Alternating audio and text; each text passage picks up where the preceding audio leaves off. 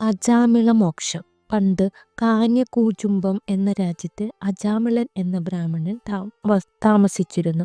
ഭക്തനായ അദ്ദേഹം ഒരിക്കൽ ദർഭയും ചമതയും ശേഖരിക്കാനായി വനത്തിലെത്തിയപ്പോൾ ഒരു വേശ്യാസ്ത്രീയെ കണ്ടുമുട്ടി.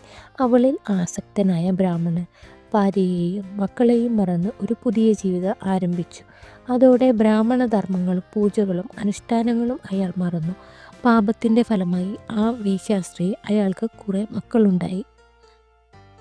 അവരെ വളർത്താനായി ഉണ്ടായിരുന്ന ധനമെല്ലാം ചെലവഴിച്ച് അയാൾ ദരിദ്രനായി തീർന്നു. കുടുംബം പോറ്റാൻ കൊള്ളയും പിടിച്ചുപറിയും ഉപജീവനമാർഗമാക്കി. പക്ഷികളെ കെണിവെച്ച് പിടിക്കുകയും മൃഗങ്ങളെ വേട്ടയാടി പിടിക്കുകയും ചെയ്തു. ഭക്ഷിക്കാൻ പറ്റുന്നതിന് പാകം ചെയ്ത് ഭക്ഷിച്ചു, അല്ലാത്തതിന് മക്കൾക്ക് കളിക്കാനായി കൊടുത്തു. അങ്ങനെ ശൂദ്രസ്ത്രീയുടെ ഇഷ്ടത്തിനനുസരിച്ച് അയാൾ ജീവിക്കാൻ തുടങ്ങി. ദുഷ്ടനായ അയാൾക്ക് 88 വയസ്സായി.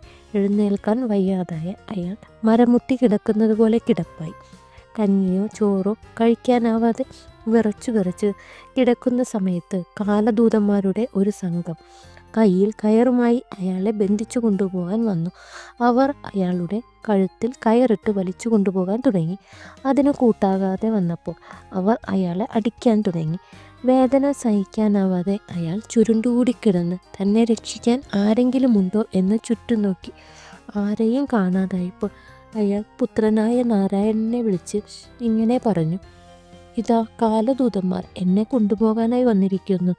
എന്നെ ഇവരിൽ നിന്ന് രക്ഷിക്കാൻ വേറെ ആരുമില്ല. നാരായണ, നീ എൻ്റെ അടുത്ത് വന്നിരുന്നു ഇവരിൽ നിന്ന് എന്നെ രക്ഷിക്കൂ. അറിയാതെ പുത്രൻ്റെ പേര് വിളിച്ചതാണെങ്കിലും തൻ്റെ നാമം വിളിക്കുന്നത് കേട്ട ഭഗവാൻ അയാളെ രക്ഷിക്കുന്നതിനായി തൻ്റെ അനുജന്മാരെ അജാമിളൻ്റെ അടുത്തേക്ക് അയച്ചു. അവരിൽ 4 പേർ അജാമിളൻ്റെ അടുത്തിരുന്ന് അയാളെ ആശ്വസിപ്പിച്ചു. അയാളുടെ കഴുത്തിൽ കെട്ടിയിരുന്ന കയർ അഴിച്ചു മാറ്റി കാലദൂതനെ അകറ്റി നിർത്തി.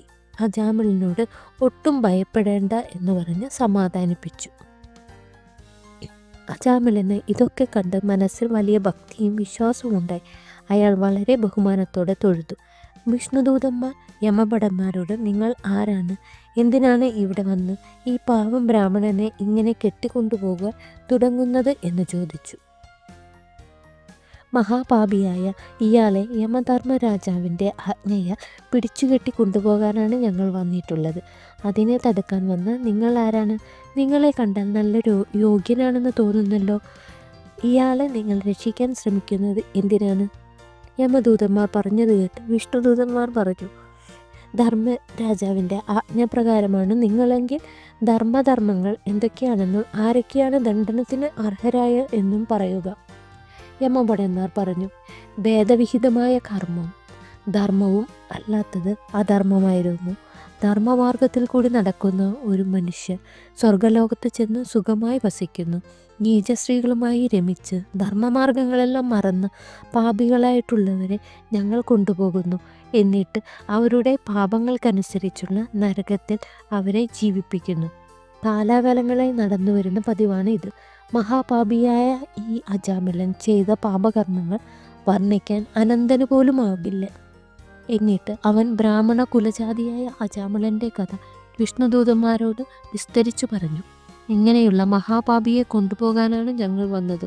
ഇത് കേട്ട് വിഷ്ണുദൂതന്മാർ ചിരിച്ചുകൊണ്ട് പറഞ്ഞു: ഇവൻ്റെ അത്ര പുണ്യം ചെയ്തവൾ ഭൂമിയിൽ ആരുമില്ല. പുത്രന് നാരായണൻ എന്ന ഭഗവത് നാമം നിശ്ചയിച്ചപ്പോൾ തന്നെ ഇയാളുടെ പാപങ്ങളെല്ലാം നശിച്ചു. 100,000 ജന്മങ്ങളിൽ ചെയ്ത പാപങ്ങളൊക്കെയും ഭൂമിയിലുള്ള ഏതൊരാളും ഭഗവാൻ നാമം ഉച്ചരിച്ചാൽ തീരുന്നതാണ്. നാരായണ എന്ന 4 അക്ഷരത്തിന് വേറെ വേറെ ഫലങ്ങളുണ്ട്. അതൊന്ന് മനസ്സുനൊന്ന് ജപിച്ചതുകൊണ്ട് ഇയാളുടെ പാപങ്ങളെല്ലാം പോയി ശുദ്ധനായി വന്നു. അതുകൊണ്ട് നിങ്ങളുടെ ദണ്ഡനങ്ങൾ ഏൽക്കാൻ ഇയാൾ മാത്രമല്ല. നിങ്ങൾ ചെന്ന് നിങ്ങളുടെ രാജാവിനോട് ഞങ്ങൾ ഇങ്ങനെ പറഞ്ഞെന്ന് അറിയിക്കുക. അദ്ദേഹത്തിന് ഞങ്ങളുടെ പരമാർത്ഥമെല്ലാം അറിയുന്നതാണ്. സർവജ്ഞനായ ധർമ്മരാജാവ് ഇതൊക്കെ കേട്ട് എന്ത് നിശ്ചയിക്കുന്നുവോ അതുപോലെ ചെയ്യുന്നതാണ് ഉചിതം. ഇതെല്ലാം കേട്ട് യമദൂതന്മാർ തലയും താഴ്ത്തി ഇങ്ങനെ പറഞ്ഞു: ദയാവശരായ നിങ്ങൾ ഞങ്ങൾ അറിയാതെ പോയ അപരാധങ്ങൾ ക്ഷമിക്കണം. ഇങ്ങനെ പറഞ്ഞുകൊണ്ട് യമധർമ്മരാജാവിൻ്റെ അടുത്തേക്ക് പോയി. പാശബന്ധനത്തിൽ നിന്ന് മുക്തനായ അജാമിളൻ ആശ്ചര്യപ്പെട്ട് ഇതെല്ലാം നോക്കിക്കൊണ്ടിരുന്നു. ആ സമയത്ത് സർവാഭരണഭൂഷിതനായ ഭഗവാൻ അവിടെ പ്രത്യക്ഷപ്പെട്ടു. വിസ്മയസ്പന്ദനായ അജാമിളന് താൻ ചെയ്ത മഹാപാതകങ്ങളെല്ലാം ഓർമ്മ വന്നു. അതിനോടുണ്ടായ ഫലവും ഭഗവാന്റെ മഹാപ്രഭാവവും കണ്ട് അയാൾ ആനന്ദമഗ്നനായി. താൻ പണ്ട് ചെയ്ത മഹാദുരിതങ്ങൾക്ക് പശ്ചാത്താപമായി ഇനി എന്താണ് ചെയ്യേണ്ടതെന്ന് അയാൾ ഭഗവാനോട് ചോദിക്കാനായി ഭഗവാനെ തൊഴുതു. മായ തുറക്കാൻ തുടങ്ങിയപ്പോഴേക്കും ഭഗവാന്റെ ദിവ്യരൂപം മറഞ്ഞുപോയി. അത് കണ്ടപ്പോൾ അജാമിളന് അതിയായ ദുഃഖവും ഭയവും ഉണ്ടായി. അയാൾ ഇങ്ങനെ ചിന്തിക്കാൻ തുടങ്ങി: ഭഗവാനെ, അങ്ങ് എന്നെ കൈവിട്ടാൽ എനിക്ക് വേറെ ഗതിയില്ല. ഞാൻ അല്പം സുഹൃതം ചെയ്തതിൻ്റെ ഫലമായി എൻ്റെ കഴുത്തിൽ കെട്ടിയ കാലപാശത്തെ അറുത്ത് അവിടുന്ന് എന്നെ രക്ഷിച്ചു. അങ്ങയോട് ഒന്നും ചോദിക്കാൻ എനിക്ക് കഴിഞ്ഞില്ല. ദുരിതത്തിൽ നീന്തിത്തളർന്ന ഞാൻ പുത്രൻ്റെ പേര് അറിയാതെ വിളിച്ചു പോയതുകൊണ്ട് അവിടുന്ന് എന്നെ രക്ഷിച്ചു. അവിടുത്തെ രൂപം മുന്നിൽ കാണാൻ ഭാഗ്യമുണ്ടായ എനിക്ക് അങ്ങയോട് ഒന്നും പറയാൻ കഴിയാതിരുന്നത് എൻ്റെ നിർഭാഗ്യം തന്നെ. സർവേശ, അങ്ങ് കാട്ടിയതെല്ലാം മായ തന്നെ. എല്ലാ ധർമ്മങ്ങളും വെടിഞ്ഞ് ശൂദ്രസ്ത്രീയെ സ്വീകരിച്ച് ഒരുപാട് പാപങ്ങളും ചെയ്ത് ഞാൻ എൻ്റെ ഈ ജന്മം മുഴുവൻ വൃഥാവിലാക്കി കളഞ്ഞു. ഇനിയെങ്കിലും എൻ്റെ മനസ്സ് എപ്പോഴും അവിടുത്തെ പാദത്തിൽ സമർപ്പിച്ചു കഴിയാൻ ദയുണ്ടാവണേ. അങ്ങനെ ഈ സങ്കടക്കടലിൽ നിന്ന് കരകയറാനായി ഞാൻ എന്നെ തന്നെ അവിടുത്തെ പാദത്തിൽ സമർപ്പിക്കുകയാണ്.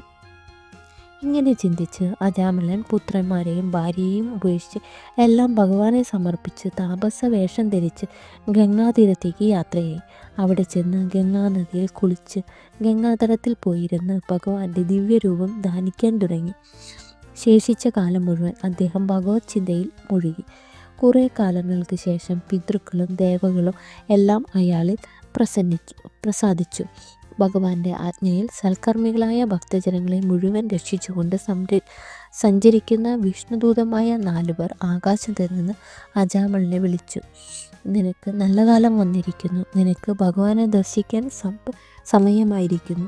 ഇത് കണ്ട് അജാമിളൻ ഭക്തിയോടെ അവരെ തൊഴുത് നമസ്കരിച്ചു. കാലിൽ വീണു കിടക്കുന്ന അജാമിളനെ അവർ തഴുകി നെറ്റിയിൽ പിടിച്ച് കൈകളിൽ പിടിച്ചെഴുന്നേൽപ്പിച്ച് വിമാനത്തിലേക്ക് കൈപിടിച്ച് കയറ്റി. മധുരവചനങ്ങളെ സന്തോഷിപ്പിച്ച് അദ്ദേഹത്തെ ഭഗവത് സന്നിധിയിലേക്ക് കൂട്ടിക്കൊണ്ടുപോയി. ഭഗവാനെ കണ്ടു വണങ്ങിയ അജാമിളന് സദ്ഗതി ലഭിച്ചു. അറിയാതെ പുത്രന്റെ നാമം ജപിച്ച അജാമിളന് വൈകുണ്ഠപ്രാപ്തിയുണ്ടായ സ്ഥിതിക്ക് ശ്രദ്ധയോടും ഭക്തിയോടും കൂടി ഹരിനാമകീർത്തനം ജപിക്കുന്നവർക്ക് മോക്ഷം ലഭിക്കുമെന്ന് ഉറപ്പാണല്ലോ.